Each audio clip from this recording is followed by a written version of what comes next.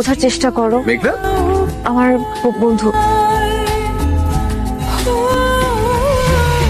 ঋষাদ তোমাকে ভালোবাসে, প্রচন্ড ভালোবাসে, তোমাকে নিয়ে স্বপ্ন দেখে। ছেলেটা কদিন থেকে এতই মন খারাপ করে থাকে, আমি তোমার কাছে না এসে পারলাম না। আরেকবার একটু ভেবে দেখো। আঙ্কেল 2 মিনিটের জন্য আপনি আমার বাবা হয়ে যান।